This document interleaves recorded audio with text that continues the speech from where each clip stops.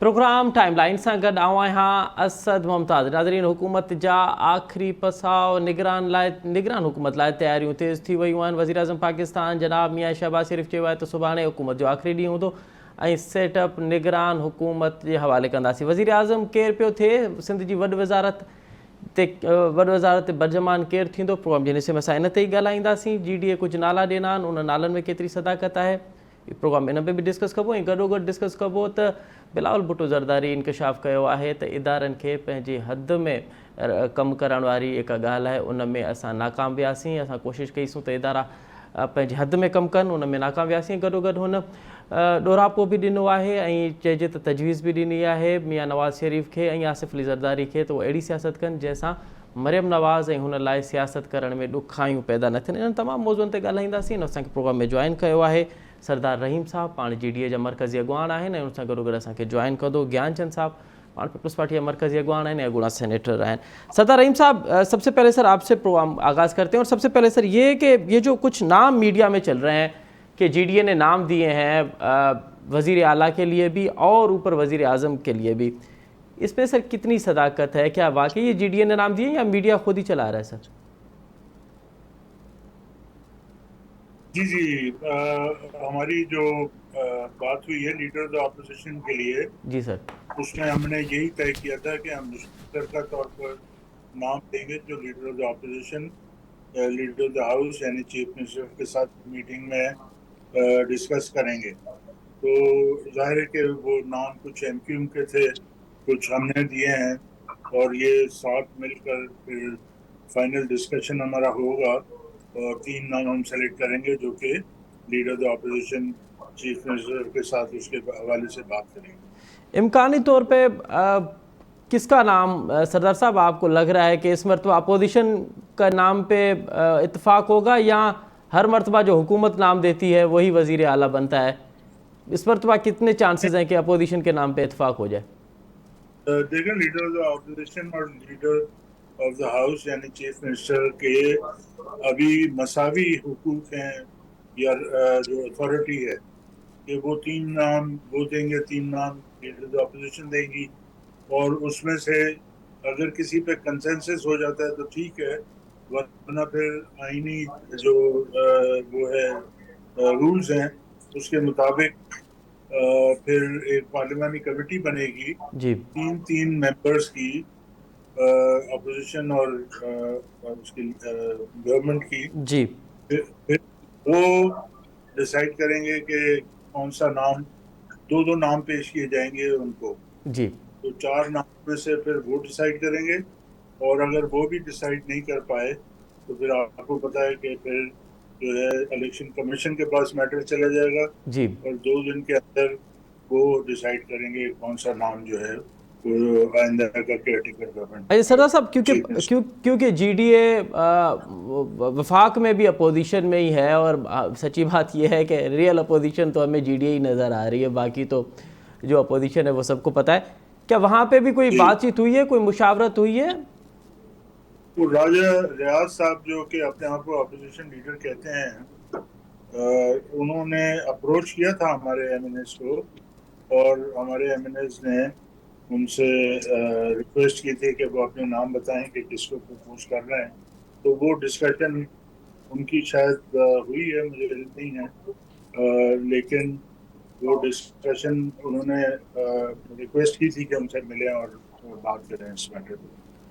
ठीक है साईं ज्ञानचंद साहब, अव्हां खां पहिरियां ते बिलावल भुट्टो ज़रदारी साहब जेका स्टेटमेंट आहे, इंकशाफ़ आहे त इदारनि खे पंहिंजे हदनि में कमु करण में नाकाम वियासीं, इहो छा सम्झिजे त हिकु 1.5 साल जी सियासत आहे, फ़क़ति उन ते डिस्कशन पई हले या 70 साल वारी हिकु सियासत हले थी पई?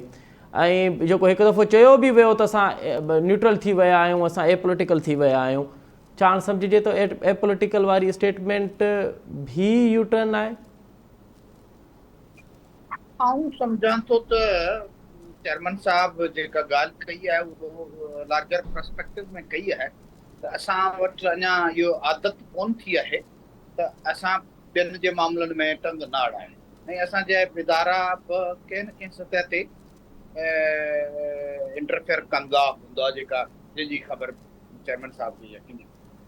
पर हू लार्जर पर्सपेक्टिव में आहे त असांखे इन क़िस्म जो पाकिस्तान ठाहिणु खपजे जंहिंमें कंहिं इदारे जे चवण ते हुकूमतूं ठहिणु न खपनि। असांखे इन क़िस्म जे पाकिस्तान जे लाइ अॻिते वधणु खपे जंहिंमें ईंदड़ नस्ल जेको एक्चुअली फ्यूचर आहे असांजे मुल्क जो ऐं आईंदा जा हुक्मरान थियणो आहे, उन्हनि जे लाइ असां रस्ता साफ़ करे वञूं ऐं अहिड़ो माहौल छॾे वञूं जो हू सुख जो साह खणनि। इहो ईअं न थिए त असीं उहा ई 70 साल जी पॉलिटिक्स जेका आहे उनखे दोहराईंदा रहूं ऐं मुख़्तलिफ़ इस्टेब्लिशमेंट जे इदारनि जे हथनि में कठपुतली थी हिक ॿिए जो टंगूं छिकींदा रहूं, हिक ॿिए जे ख़िलाफ़ इंतकामी कार्रवाइयूं कंदा रहूं। तो तमामु हिकिड़े ब्रॉडर पर्सपेक्टिव में बिलावल भुट्टो साहब इहा ॻाल्हि कई आहे, तमामु हिकिड़ी सुठी सोच आहे जंहिंजी आउं सम्झां थो त असांजे मुल्क खे ज़रूरत आहे।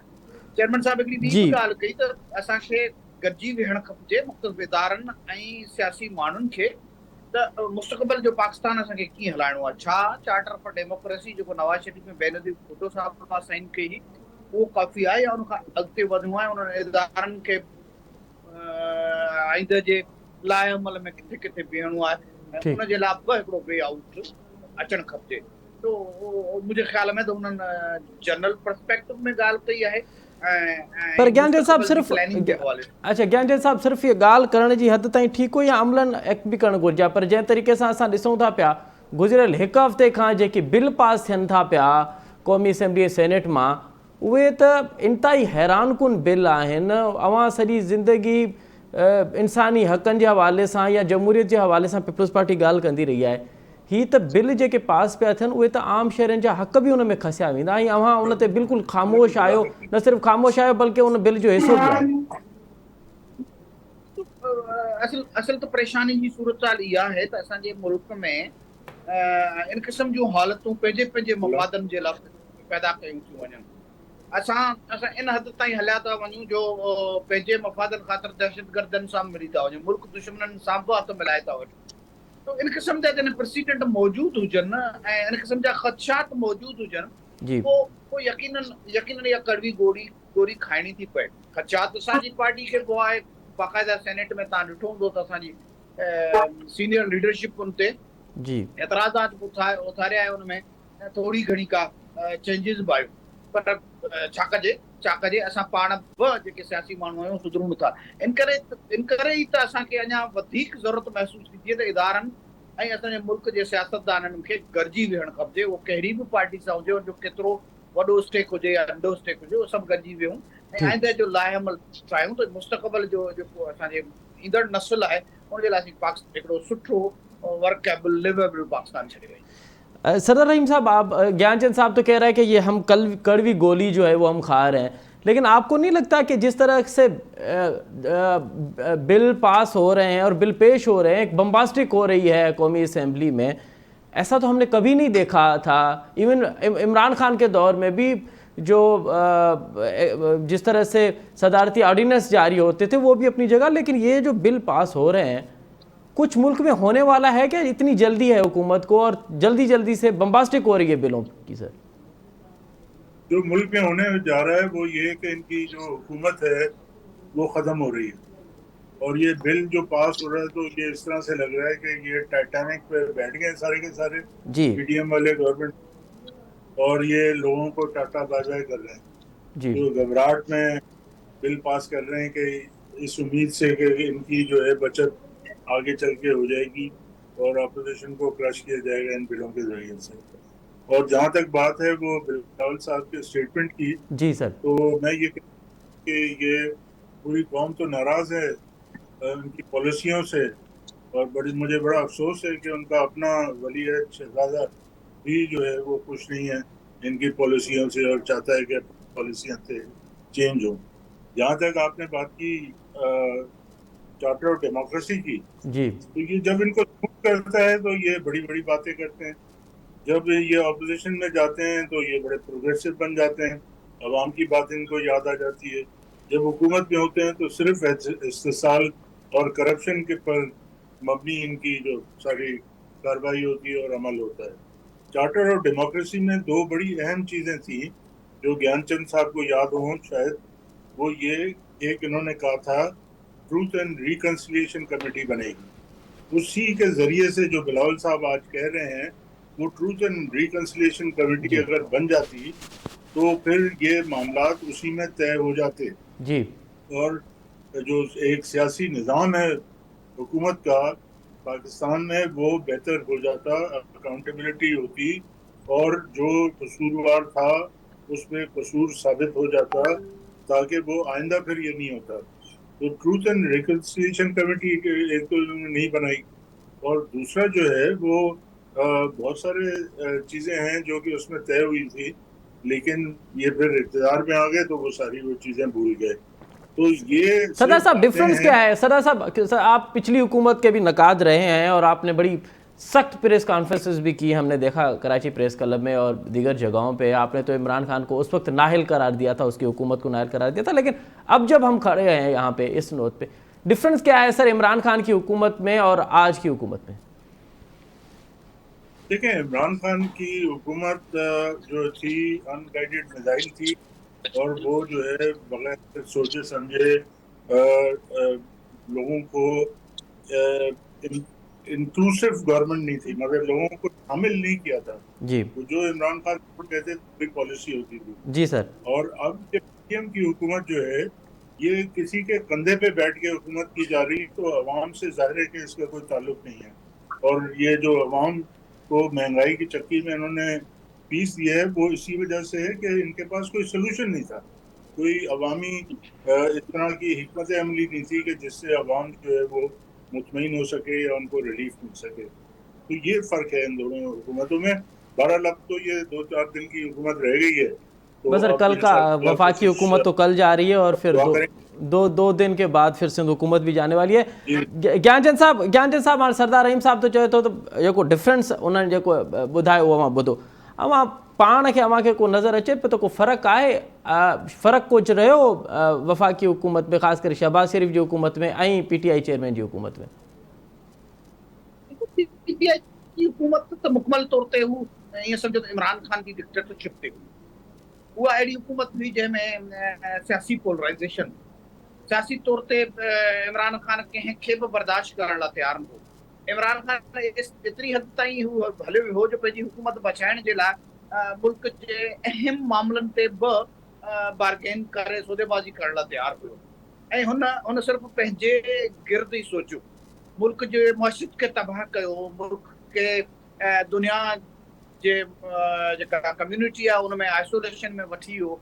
उहे पुराणा दोस्त जेके पाकिस्तान खे हमेशह मदद कंदा रहिया आहिनि, साथी थी रहिया आहिनि, उन्हनि सां हिन इख़्तिलाफ़ कया। चाइना खां जेको सीपेक असां वटि मौजूदु हो, उहो कंहिं हद ताईं रोल बैक थी वियो। त इन हिसाब सां उहे सभु अनयूजुअल शयूं इमरान खान कयूं जंहिंजो मुल्क खे फ़ाइदो न पर नुक़सानु पए थो, ऐं नुक़सानु अञा वधे पियो। त अहिड़नि हालतुनि में पीडीएम हुकूमत संभाली। पीडीएम हुकूमत संभालण सां यकीनन महांगाई त थी आहे, पर ॿिए पासे असांजा इंटरनेशनल कम्युनिटी सां असांजूं इंगेजमेंट्स बहाल थी वियूं आहिनि। असांजी IMF सां जेको मुआहिदो इमरान खान जे शर्त पूरा करण लाइ तयारु न हो, उहे शर्त पूरा कया ऐं IMF बि असांखे सपोर्ट कई आहे। मुल्क दिवालपड़े खां बची वियो आहे। मुल्क में हिकिड़ो सियासी माहौल पैदा थियो आहे, ऐं उन सियासी माहौल पैदा थियण सां आईंदा इलेक्शन्स थियण वञनि पियूं।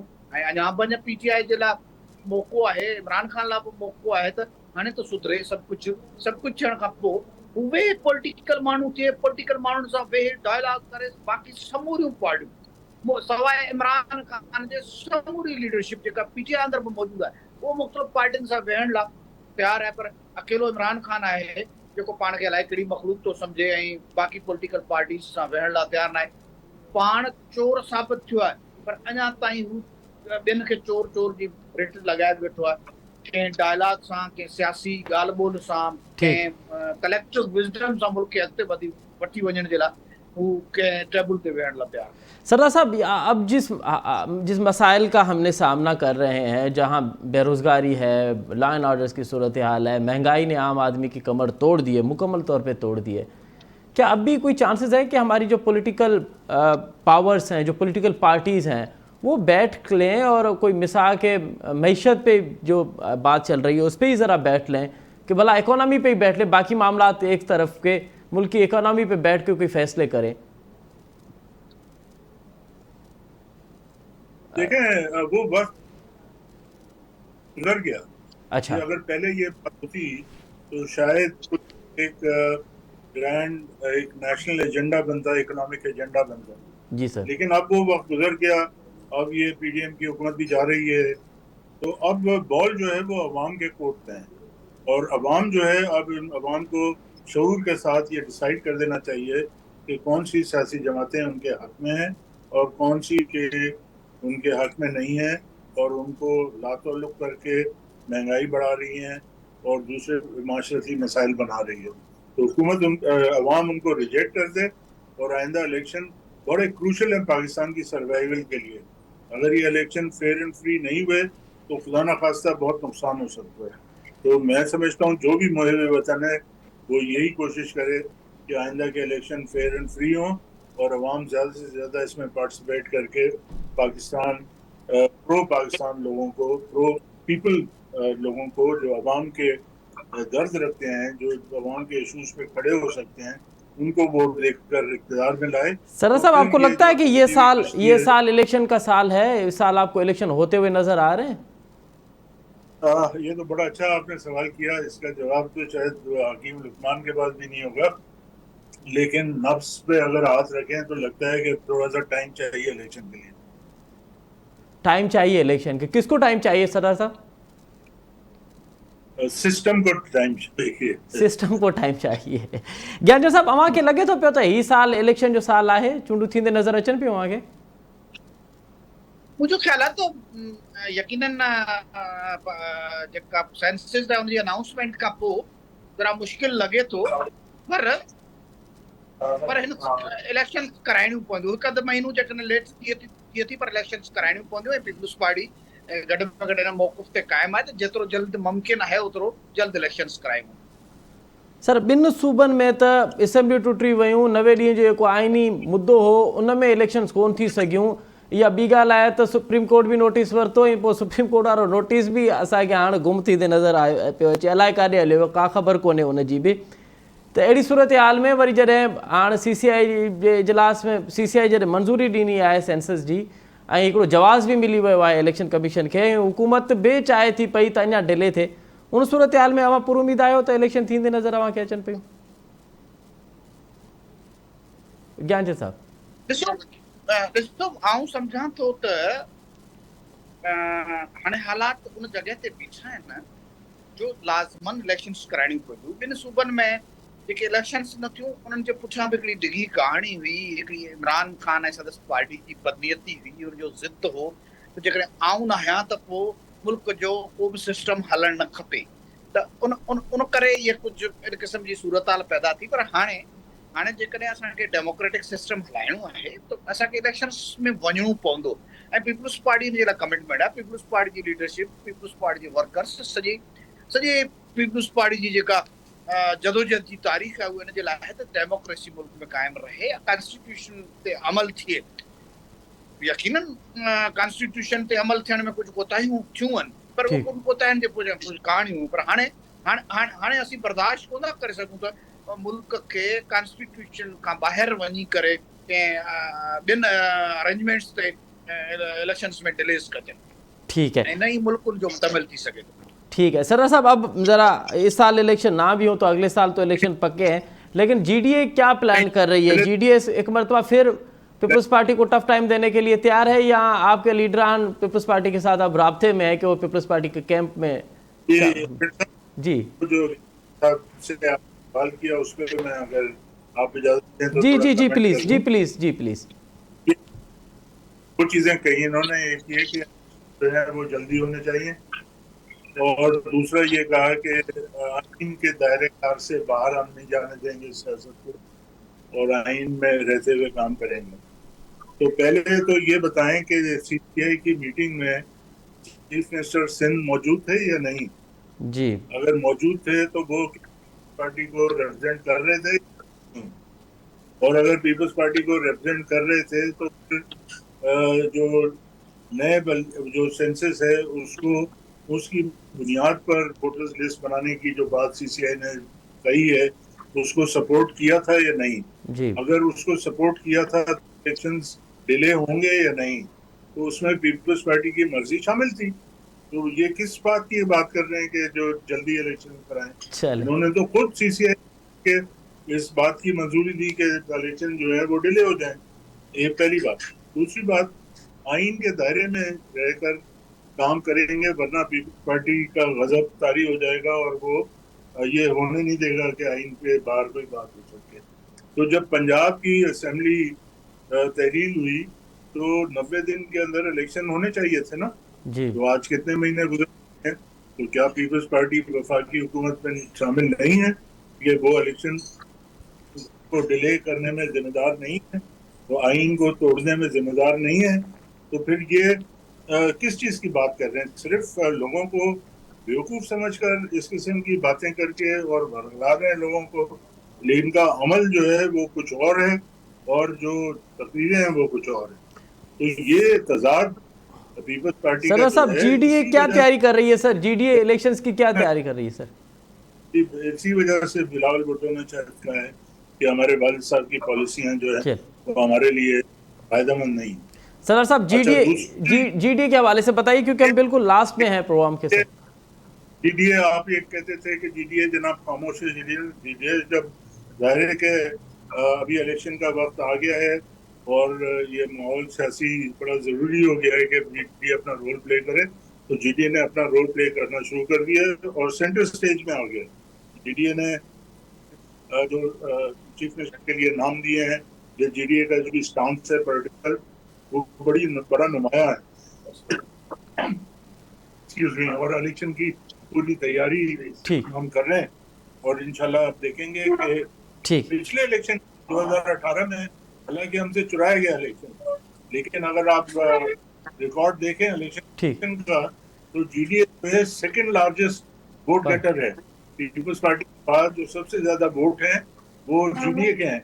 हालांकि जीडीए के वोट चुराए गए, जीडीए के रिजल्ट चुराए गए, हमने पूरे डिस्ट्रिक्ट जो है दूसरों को दे दिए थे, लेकिन उसके बावजूद भी ठीक जीडीए जो है सेकंड लार्जेस्ट पार्टी है।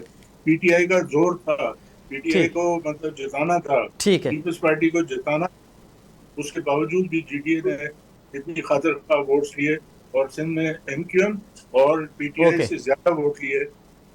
ठीक है। ज्ञानचंद साहब, सिंध जो किलो मुख्तसरन ॿुधाए जो सिंध जो किलो बरक़रार रहंदो? यकीनन सिंध पीपल्स पार्टी जी आहे ऐं पीपल्स पार्टी जी रहंदी। जीडीए जे सिंध में मौजूद मुख़्तलिफ़ कॉम्पर्स पार्टियूं, एमक्यूएम, पीटीआई जेके बि इतिहाद ठाहे वठनि, ये समूरा जेकॾहिं गॾिजी पवनि त पोइ थोरो घणो इहो ज़रूरु थींदो त भई इलेक्शन्स जेका आहे पीपल्स पार्टी जे ख़िलाफ़ को महाज़ ठाहिण में कामयाब आहिनि। अदरवाइज़ 2-4 सीटनि ते मुक़ाबला थींदा, बाक़ी सिंध में के ख़ासि मुक़ाबला बि ई कोन करे सघंदा, छाकाणि त हिननि जी उहा स्ट्रेंथ मौजूदु कोन्हे ऐं पीपल्स पार्टी मज़े सां सिंध खे स्वीप करे। वॾी महिरबानी ज्ञानचंद साहब, सरदार रहीम साहब, ऐं ॿिन्हिनि महिमान जी वॾी महिरबानी। नाज़रीन, अव्हां पीपल्स पार्टी ऐं जीडीए जो मौक़िफ़ ॿुधो। प्रोग्राम हिते वक़्तु आहे नंढी साई जो, साई था वठूं ऐं साई खां पोइ प्रोग्राम में ॿीहर हाज़िर थींदासीं। नाज़रीन, प्रोग्राम हिकु दफ़ो ॿीहर अव्हांखे भली कार। सिंध सरकार हिकु दफ़ो ॿीहर कमंद जे आबादगारनि ऐं पासमा विच में अघ जे मामले ते, अघु मुक़ररु करण वारे मामले ते नाकाम वई आहे। आबादगारनि जो इहो चवणु आहे जेकॾहिं हिन भेरे 450 रुपया अघु मुक़ररु न कयो वियो त ईंदड़ साल कमनि जी पोखाई जेका आहे उहा कोन कंदासूं। इहो हर साल मामिलो थिए पियो, पासमा ऐं आबादगारनि जो दंगल हर साल थिए थो पियो। हिन साल उहो दंगल असांखे शिदत अख़्तियार कंदे नज़र अचे पियो। फ़र्क़ु थोरो आहे, फ़र्क़ु इहो आहे त पासमा 450 रुपया चाहे थी पई ऐं आबादगारनि जो इहो मौक़िफ़ आहे त 450 रुपया ॾिना वञनि। जेकॾहिं ॿिन्ही धुरियुनि में अगरि इहो मामिलो सिधो नथो थिए त पोइ पंजाब सां मशरूत कयो वेंदो, जेको पंजाब जो हूंदो उहो हिते लॻो कयो वेंदो। अॼु प्रोग्राम जे हिसे में असां इन ते ॻाल्हाईंदासीं ऐं इन ते बि ॻाल्हाईंदासीं त सिंध हुकूमत वणनि जो जेको अघु मुक़ररु कयो, जेको फुटी जेको अघु मुक़ररु कयो, छा उन ते अमल थिए पियो या आबादगार ॿिन्ही मामलनि में हुकूमत खां नाराज़ आहिनि? हिन मामले ते ॻाल्हाईंदासीं। असांखे जॉइन कयो आहे ज़ाहिद भरूड़ी साहब, पाण आबादगार अॻुवान आहिनि। ज़ाहिद साहब, प्रोग्राम में ख़ुशि आमदीद सर। ज़ाहिद साहब, केतिरा चांसिस आहिनि, पहिरियां त कमनि जे मामले ते ॻाल्हायूं, केतिरा चांसिस आहिनि त कमनि जो अघु जेको आहे उहो 450 रुपया मिलंदो आबादगारनि खे? मां तव्हांखे अर्ज़ु कयां त मां पाण कल्ह हिन मीटिंग में हुउसि जी सर, ऐं हिन मीटिंग में पाण शामिल हुउसि कल्ह सॼो ॾींहुं। ऐं मां हिकिड़ी ॻाल्हि ॿुधायां त अंदरूनी तौर ते मिलोनत जी जेका बॉडी लैंग्वेज हुई जी सर, उहा 450 ताईं बि हुई बॉडी लैंग्वेज एग्री थियण जी, जी पर शायदि हुननि खे को पंजाब जो लाचार हो ऐं पंजाब जो जेको हिननि जी आहे पंजाब शुगर मिल एसोसिएशन, जी सर, उन जे करे जेको आहे सो ही मुंहिंजे ख़्याल हार न पई कई, छो जो पंजाब में 425 रुपए जी समरी मूव थी वई आहे। अच्छा, हाणे हिननि जो ख़्यालु इहो त जेकॾहिं असां 450 जी समरी मूव कयूं था त असां ॾिठा न थियूं पंजाब वारनि जे मिल ओनर जे, छो जो मिल ओनर सभु अंदरूनी तौर ते हिकु आहिनि, त हिननि जो इहो मौक़फ़ो थिए हाणे तव्हां थोरो इक़दार कयो ॿधी ऐं पंजाब जो जेको आहे सो फ़ैसिलो अची वञे, जेकॾहिं पंजाब जो नोटिफिकेशन अचे थो 425 जो त पोइ जेको आहे सो जैसा पोइ जेको ही पंजाब सां असांखे मशरूत कयो पियो वञे त अगरि पासमा ऐं आबादगारनि विच में मामला सिधा न थिया त पंजाब सां मशरूत कयो वेंदो, त पंजाब सां जेकॾहिं मशरूत कयो वेंदो त पोइ फ़ाइदो कंहिंखे थींदो, पासमा खे थींदो, आबादगारनि खे थींदो? साईं हर साल कंदा पंजाब सां मशरूत। ॾिसो आउं तव्हां सची ॻाल्हि कयां, छो जो मूं त तक़रीबन 15 साल थी विया आहिनि ऐं हर sugar cane control board meeting में हूंदो आहियां ऐं ही हमेशह पंजाब सां मशरूत कंदा आहिनि ऐं हमेशह हिकिड़ो प्रेसिडेंट आहे त पंजाब जो रेट ईंदो आहे उन खां 2 रुपया मथे करे ही सिंध जो रेट रखंदा आहिनि। इहा पोयां हिस्ट्री आहे 10 सालनि जी, इन हिस्ट्री खे ही रिपीट कनि पिया। ऐं आउं तव्हांखे हिकिड़ी ॻाल्हि ॿुधायां त हिन साल जेको आहे सो खंड जो रेट तमामु वधो आहे, तक़रीबन 160 रुपया रेट जी आहे ऐं खंड तक़रीबन 2 लख मेट्रिक टन एक्सपोर्ट बि थी वई आहे। जी खंड जा स्टॉक्स आहिनि कोन, मिलूं रुगो चालू थियण ॾियनि, मिलूं जीअं ई चवंदा असां पहिरें हफ़्ते में हलाईंदासीं नवंबर जे, जी सर, मिलूं जीअं ई चालू थियूं हिन जो पाण में कॉम्पिटिशन शुरू थी वेंदो। अॼु आउं तव्हांजे प्रोग्राम जे वसत सां जी सर, जेके तव्हांजे नाज़रीन खे ॿुधायां थो, तव्हां ॾिसिजो वेठा तमामु जल्दी रेट 500 रुपया क्रॉस करे वेंदो, इन करे कमनि घटि आहे, खंड जो रेट तमामु वॾो आहे। रुगो खंड कोन्हे साईं, हुन सां गॾु जेको आहे न एथोलिन आहे जिते जंहिंमें शराब ठाहिनि था, उहा बि हिननि जी बाई प्रोडक्ट आहे, बगास हिननि जी बाई प्रोडक्ट आहे, जेके हिननि जी बाई प्रोडक्ट आहिनि उनजा रेट तमामु वॾा आहिनि। हींअर मिल ओनर खे 450 रुपया आराम सां वारो खाए पियो। सर इहो हिननि खे ज़ाहिद वारो साहिब जॾहिं अवां चओ पिया तव्हांखे 500 क्रॉस थींदे नज़र अचे पियो, त पोइ मिल मालिक त सर 450 ते राज़ी नथो थिए, 500 सर ही हमेशह कंदा आहिनि, ही हमेशह पकाई थोरी ॾेखारींदा आहिनि। आउं सम्झां थो त 450 मंज़ूर वसाण साहिब जेको आख़िरी में उथण खां पहिरीं चयो त 450 असांजो वाइदो थियल आहे, असां उनखे 450 रुपया पंहिंजो रेट कंदासीं। हिननि खे उन ते बि हिननि को जवाबु कोन ॾिनो, माना को रिएक्शन कोन ॾेखारियनि। हाणे ही हमेशह थोरी घणी अड़ी करण जा आदी थी विया आहिनि, पोइ 10 सालनि खां ही अड़ी कंदा पिया अचनि, छो जो हिननि खे ख़बर आहे त गवर्नमेंट जो मोचड़ो हिननि ते आहे कोन, सख़्ती हिननि ते आहे कोन। को बि कारखानेदार आहे, चाहे उहो खंड जो आहे चाहे उहो कपास जो आहे। ज़ाहिद साहिब इहो आबादगारनि वारो मामिलो आहे सर, सदाईं असां ॾिसंदा आहियूं त वणनि जे मामले ते, फुटी जे मामले ते, या ख़ासि करे कमनि जे मामले ते, कम जे मामले में त आबादगार हेठी सतह ते हूंदो आहे, उनजी ॿोली घटि हूंदी आहे, ऐं को मिल मालिक आहे उहो हावी हूंदो आहे। आख़िर आबादगार पंहिंजी स्ट्रेटजी छो नथो ठाहे? हिकु दफ़ो भला एहतिजाज करे सिंध मां कमंद ते टफ टाइम छो नथा ॾियो? कमंद पोखींदो कोन त मिल काॾां हलंदी?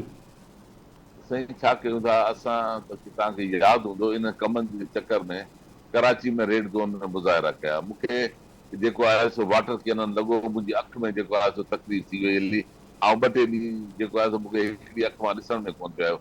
असां मुचड़ा बि खाधा आहिनि, सभु कुझु कयो आहे, पर आख़िरी में जेको आहे न ताक़तवर हल्को या पैसे वारो माण्हू असां ग़रीब आबादगारनि ते हावी थी सघे। आबादगार भले केतिरी कोशिशि कनि, जेको बि कनि था, गवर्नमेंट जे वटि जेकॾहिं असांजी मंशा न हूंदी जी सर, पोइ छा कंदासीं? माना असां केतिरा आए ॾींहुं ॾिसो पिया मुज़ाहिरा थियनि पिया, पाणी ते, हिन ते, उन ते, केतिरो नोटिस वठनि पिया, उहो तव्हां पाण ॾिसो पिया। मां छा चई सघां थो? बहरहाल असां 450 घटि एक्सेप्ट कोन कंदासीं, जेकॾहिं ही 450 रुपया रेट कोन ॾींदा। असां कोशिशि कंदासीं त, छो जो हींअर हर फ़सुल में पैसो आहे। भाॼियुनि जो हींअर मां तव्हांखे ॿुधायां, वाङणनि जो 3 महीननि जो फ़सुलु आहे, भिंडी जो 3 महीननि जो फ़सुलु आहे। हर फ़सुल में असां 3 महीननि जे फ़सुल में 2 लख रुपया कमायूं पिया। असांजे ॾेढ 2 लख रुपया आहिनि, कमाइण जे लाइ 18 महीना बची सीड़ायूं। पोइ बहितर इहो असां हिन कमान खे फ़सुल खे छॾे ॾियूं, इहो वाइबुल ई कोन्हे। 450 घटि कोन ईंदो। पोइ आउं पंहिंजे ज़ाती लेवल में माण्हुनि खे चवंदुसि त कमान पोखण खे वरी रिकंसीडर कनि, उनखे ज़ाहिद साहिब बिल्कुलु, वरी सोचीनि। ज़ाहिद साहिब बिल्कुलु लास्ट में ॿुधाए जो भला फुटी जेको फ़सुलु, फुटी जो अघु जेको मुक़ररु थियो, उन ते अमल थिए पियो? हुकूमत अमल कराए पई? साईं इन में वॾो हुकूमत जो फेल्यूअर आहे, को बि अमल कोन पियो कराए। तव्हांखे यादि हूंदो 2-3 ॾींहं ड्रामा शुरू थिया, अखर इस्तेमाल पियो कनि ड्रामा, ड्रामा शुरू थिया, कमिश्नर ऐं डिप्टी कमिश्नर नोटिस कढिया बाबा जेको रेट कोन ईंदो उन गिरफ़्तार कबो, हीअं थींदो फलाण थींदो। इहे ड्रामा तव्हां ॿुधा हूंदा, इहे ख़त बि तव्हां ॾिठा हूंदा। इहे ड्रामा 2-3 ॾींहं हलिया, उन खां पोइ छा थियो जो चुप करे सभु को वेही रहियो ऐं हू अॼु ताईं जेको आहे 7,500 खां मथे कोन चढ़िया आहिनि। 1000 रुपयो असांखे घटि मिले पियो सॼे क्वार्टर जे क्राप में। ऐं आऊं अॼु चवां थो आबादगारनि खे बहैसियत जनरल सेक्रेटरी ऐवान ज़राअत सिंध, महिरबानी करे अॻे साल कपाह जी पोखी में थोरो जेको आहे सो ॾिसी वाइसी हथ विझो, छो जो ही मिल ओनर फुटी जा जेके जिनर आहिनि इन्हनि जी हिकिड़ो वॾो कार्टेल आहे। ही गवर्नमेंट खे कोन था मञनि। गवर्नमेंट ॾिसो, मुंहिंजी हिकिड़ी ॻाल्हि जो जवाबु ॾियो मुमताज़ साहब, जेॾी महिल असांजी कणिक लहे थी ऐं असां पंहिंजे बच्चनि जे खाधे लाइ हारियुनि जे खाधे लाइ कणिक गोदाम में रखूं था, इहो ई असिस्टेंट कमिश्नर उन टाइम ते पुलिस जी गाॾी वठी मुख़्तियार कार सां गॾु डिस्ट्रिक्ट फूड कंट्रोल सां गॾु असांजे गोदामनि में घरनि में छापा हणी ज़ोरी असांजी कणिक खणी थो वञे। उते ई असिस्टेंट कमिश्नर शींहं आहिनि। हींअर कहिड़ी हिननि खे तकलीफ़ थिए थी, वजन हिकिड़े खे मिल वारे खे या हिकिड़े खे आड़ती खे सज़ा ॾेई ॾेखारीनि न, छो? माना इन माना त असांजी गर्दन जेका आहे इहा सन्ही आहे, उन में हर शइ फिट थिए थी। ॿिए पासे ही सफ़ा कमज़ोर आहिनि, रुगो ड्रामा कनि पिया। ही सभु ड्रामो आहे। Government is totally failure on quarter rate ते। गवर्नमेंट सफ़ा वॾी महिरबानी ज़ाहिद बुरुली साहब, अवां ॾाढो तफ़सीली तौर ते कमत जे अघु जे मुक़रर हवाले सां ऐं फुटी जो अघु जेको सरकार मुक़ररु कयो उन ते अमल न पियो थियनि, तव्हां पंहिंजो आबादगारनि जो मौक़िफ़ ॾिनो। नाज़रीन, अवां ज़ाहिद बुरुली साहब मौक़िफ़ ॿुधो। प्रोग्राम में हिते वक़्त में पुॼाणी थो पचे। असद मुमताज़ रेड खे ॾींदा इजाज़त। सदाईं गॾु।